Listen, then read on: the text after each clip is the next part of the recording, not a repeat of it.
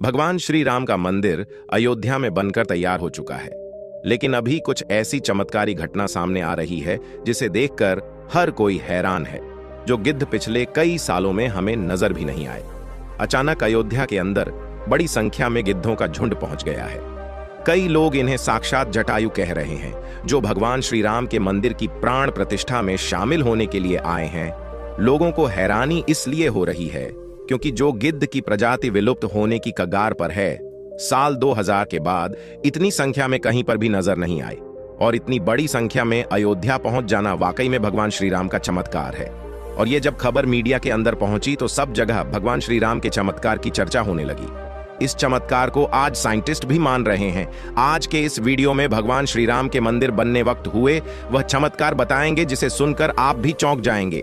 आखिर क्यों नेपाल से 200 विशाल शिलाएं लाई गई थी, जिस भगवान श्री राम की मूर्ति बनाई जानी थी, लेकिन उनसे मूर्ति न बनाकर दूसरे पत्थरों को लाया गया।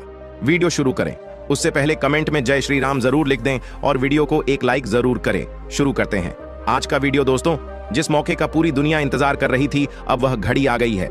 अयोध्या में प्रभु श्री राम मंदिर बनकर तैयार हो चुका है। 22 जनवरी को राम लल्ला की प्राण प्रतिष्ठा की जाएगी, लेकिन उससे पहले ही चमत्कार के ऊपर चमत्कार देखने को मिल रहे हैं। सबसे पहला चमत्कार तब हो गया जब लोगों को अचानक जटायु के वंशज गिद्ध आसमान में उड़ते दिखाई दिए। यहां तक कि भगवान श्री राम के भक्त इन्हें राम मंदिर की प्राण प्रतिष्ठा में आए मेहमान मान रहे हैं, क्योंकि पिछले कुछ सालों में यह प्रजाति विलुप्त सी हो गई थी। लेकिन राम मंदिर की प्राण प्रतिष्ठा नजदीक आते ही अयोध्या के आसपास बड़ी संख्या में गिद्ध पहुंचे हैं। लोग इस करिश्मा को देखकर पूजा भी कर रहे हैं, क्योंकि गिद्ध ऐसा प्राणी है जो भारत से विलुप्त हो चुका है। ऐसे में प्रभु श्री राम की प्राण प्रतिष्ठा से पहले ही वह कैसे दिखें, इसे लोग भगवान का चमत्कार मानकर पूजा कर रहे हैं। अब दोस्तों, ये इतनी बड़ी बात कोई सहयोग तो नहीं हो सकती है। दोस्तों, कुछ बुद्धिजीवी लोग रामायण के होने पर ही सवाल उठाते हैं। उन लोगों का मानना है कि रामायण असल में कहानी थी, मगर दोस्तों, आज भी रामायण से जुड़े हुए कई सारे ऐसे सबूत मौजूद हैं जो हर किसी को मानने के लिए मजबूर कर रहे हैं। भगवान राम ने जो पुल बनाया था लंका जाने के लिए, वह आज भी मौजूद है। उसे वैज्ञानिकों ने भी माना है। वैज्ञानिकों ने उसे देखकर कह दिया कि यह कोई प्राकृतिक नहीं है, बल्कि इंसानों द्वारा बनाया गया है। और जिस जगह पर वह पुल बनाया गया था, वह आज भी उसी जगह पर मौजूद है।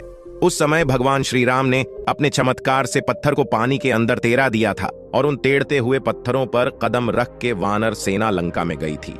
दूसरा सबसे बड़ा सबूत रावण कुल की लंका है। रावण की लंका आज भी मौजूद है, और यह चमत्कार भी बहुत बड़ा सबूत है। जटायु गिद्ध प्रजाति से ताल्लुक रखते थे, वहीं जटायु भगवान श्री राम के परम भक्त थे।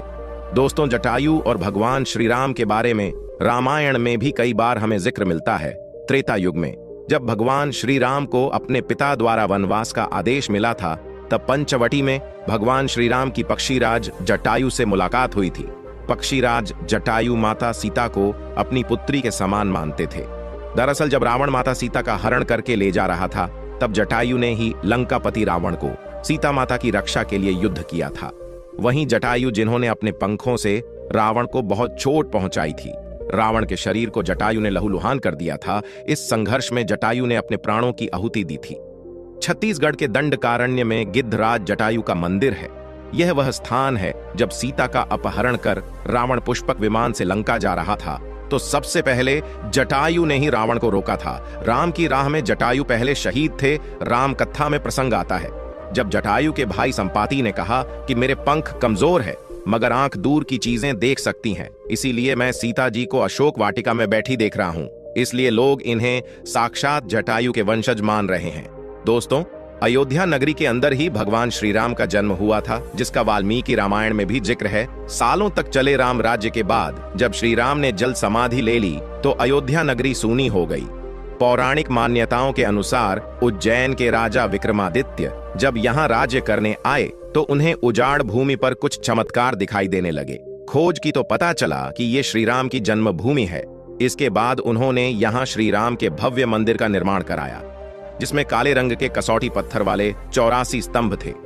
समय समय पर यहाँ राजाओं मंदिर की देखभाल की, लेकिन 14वीं शताब्दी में जब भारत में मुगलों का शासन हुआ, तो श्री राम जन्मभूमि को नष्ट कर वहां बाबरी मस्जिद बना दी गई। 1525 में राम जन्मभूमि मंदिर को बाबर के सेनापति मीर बाकी ने ध्वस्त करवाया था।